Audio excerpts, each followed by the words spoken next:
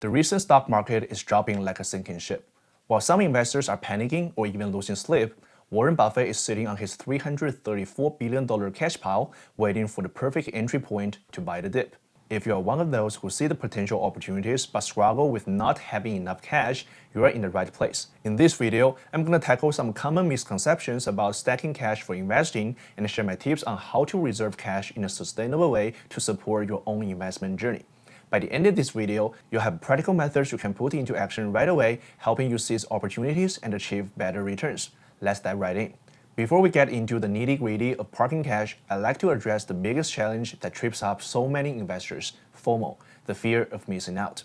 We all know that having cash on hand is critical for snapping up great market opportunities, yet many of us quickly burn through our cash due to impulsive buying.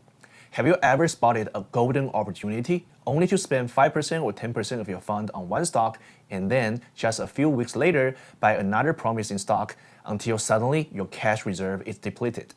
If that sounds familiar to you, you're not alone. Every investor has been caught in that cycle at some point.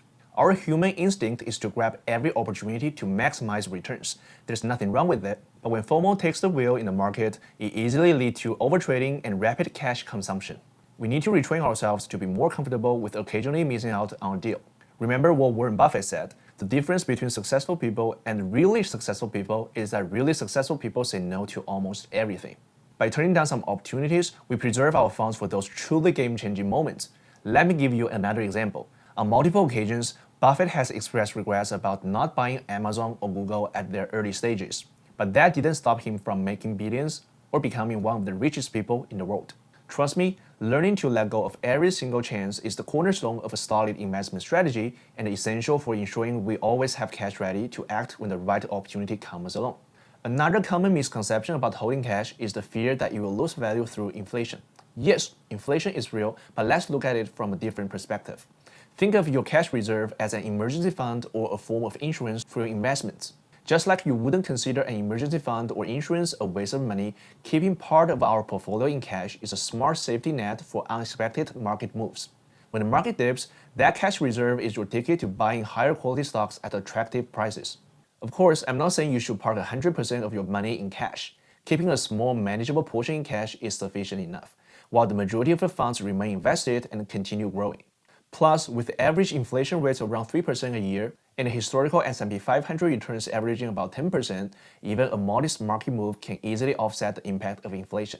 For instance, if a bear market starts when the major indices drop by 20% and you invest all your cash reserve at that moment, you're positioned for a rebound of at least 20%, or even more if you wait a bit longer for deeper discounts. So let's not be fooled by the idea that cash is wasted money. Instead, think of it as an investment insurance that empowers us to make savvy moves when genuine bargains come along. Now that we cleared up those common misconceptions, let's talk about how to effectively stack cash in your trading account. There are two different scenarios. If you have a consistent contribution plan, like regularly putting a portion of your paycheck into your investment account, you are in a great position. This approach is, in my opinion, ideal for everyday investors. It gives you maximum flexibility. When a stock drops to a price you consider a bargain, you can confidently hit the buy button. Then, just a few weeks later, your next paycheck adds more cash to the pot. And if no attractive deals come along right away, you simply keep accumulating cash, which means more buying power when the next big opportunity shows up. But what if you can't add any actual cash? In that case, you might need to fill up some cash by selling a portion of your current holdings, especially if you're completely invested now. I know this can feel a bit uncomfortable. No one likes parting with their favorite stocks. However, sometimes you have to give up a piece of the pie to be able to grab even more when the timing is right. And if you find it really hard to let go, you need to ask yourself, is it because of the fear of missing out? If so, as we discussed earlier, you need to learn how to handle that fear and eventually let it go. Alright, now if you're okay with selling some of your shares, the next question is, when is the right time to sell? My suggestion, sell a small portion while the market is still rising. You might wonder, why sell in a bull market? Let me explain. First, I'm not suggesting you dump your entire portfolio, just a slice to secure your cash reserved for future opportunities, while keeping the majority of your holdings invested and growing along the uptrend. To me, that doesn't seem like a huge sacrifice. More importantly, selling during a market downturn can be far more stressful than you expected. Just look at Meta's performance last year. It surged up to 35% and then dropped significantly last month. If you had bought it a year ago, you'd now be up only about 6%. I've been there, and I know that painful "I sold too late" feeling is real. I don't want you to experience that again. Moreover, if you sell during a bear market, the ensuing panic might leave you hesitant to reinvest, as you worry that prices could continue to drop. By contrast, having your cash reserve ready before the market shifts means that you can step in whenever you want, without the pressure of a rushed decision. This approach helps you stay composed and make more rational decisions. Still not convinced? Let me show you a real-life example. Warren Buffett has held Apple stock since 2016, which at its peak accounted for over 50% of his holdings. Yet he started selling his shares in the fourth quarter of 2023 and continued over the last 5 consecutive quarters. Notice that he didn't wait for the absolute peak because no one can pinpoint that day. Now he's comfortably sitting on hefty $334 billion in cash, perfectly positioned to buy the dip when the right opportunities appears. This is a textbook example of when and how to pile up cash. Selling in a strong market ensures you have the cash reserve available to benefit from the next market dip. Now that you know when and how to build your cash reserve, let's discuss the ideal amount to hold in your investment account. My general recommendation is to maintain anywhere between 10% to 30% of your portfolio in cash, though this depends on the overall market environment. In the bull market, when the stocks are on a steady uptrend, we can hold a lower cash reserve, around 10%, since that's when we want to maximize our portfolio's growth. Although discounted opportunities are uncommon during this time, maintaining this 10% reserve ensures that we have sufficient liquidity to take advantage of any occasional bargains that arise.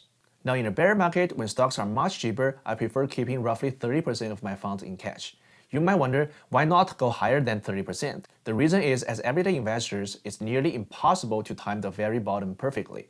Waiting too long or missing the pivotal recovery day can cost us big time. Check this out. If we invested $10,000 from 2003 to 2023 without ever cashing out, we would make $65,000 over 20 years. But if we missed the 10 best trading days during the period, our portfolio value could easily be 50% lower. And guess what? Most of those best days happened during bear markets. That's why it's crucial to have a balance between holding onto shares and keeping cash ready when the market is bearish. Where does the 10% to 30% range come from? Warren Buffett. From 2000 to 2024, Buffett maintained his cash reserve within that range most of the time, a strategy that not only helped him weather every bear market but also contributed significantly to his tremendous profits. If this approach works for a billionaire managing a multi-billion-dollar portfolio, it's definitely a benchmark worth considering. Of course, you should adjust the ratio based on your own financial situation and risk tolerance, but the core idea remains. Hold a chunk of cash during the bull markets and even be more cash ready during downturns. We've covered everything you need to know about building and managing cash reserves in the stock market. Now it's time to take those tips into your own investment journey. Sticking with those strategies, and I'm sure you will start enjoying a more rewarding experience in the market. Before we wrap up, I'd like to talk about the recent market for a bit. It has already dipped about 15 to 20% from its previous high. If you haven't accumulated cash in advance, now might not be the best time to sell. Instead, consider adding some cash to your account from another source, like setting aside a small portion of your paycheck. If that's not feasible right now, sometimes the best strategy is to simply hold your current position and wait patiently. It's been a rough couple of months for every investor. Remember, you are not alone on this journey. Always remind yourself, every bear market eventually gives way to a new record high. Stay optimistic, keep your eye on the long term, and time is always our best friend. That's everything for today. If you found this video helpful, please hit the like button and subscribe. Your support motivates me to create more content like this. Have a profitable day, and I'll see you next time.